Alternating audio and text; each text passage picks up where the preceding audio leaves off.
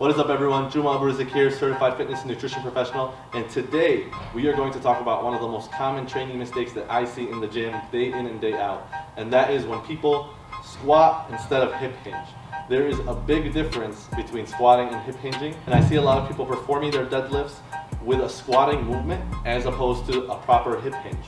Now it's important you learn how to hip hinge because bending at the hips, using your hips, your hamstrings, and your glutes to pick up a weight will prove to be very beneficial. It'll help in injury prevention and prevent low back pain as opposed to continually squatting and strengthening your anterior muscles like your quads and your hip flexors. So we're going to use a deadlift today to show you the difference between a hip hinge and a squat because this is where I see the problem occur most often.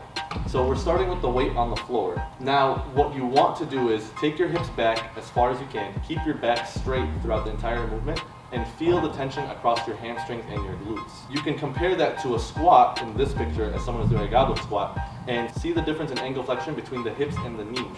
The goal here is to stick your butt backwards as far as you can while maintaining a straight back, as opposed to bringing your butt down and using more of a knee flexion movement. One way that you can get better at hip hinging as opposed to squatting your weight is by getting a light bar, putting it across your back.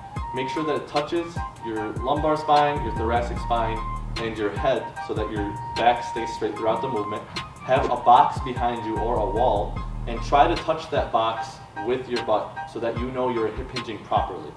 So the goal here is to drive your hips back, have minimal knee bend, touch the box or wall behind you, and then drive your hips forward while maintaining that straight back. This is going to completely change how you deadlift because now instead of feeling it in your lower back, feeling it in your quads, and rounding your back, you will be using the proper muscles, you will be using the proper hip hinge movement, and prevent any kind of injury from occurring. If you found this helpful, share this with a friend or tag someone below.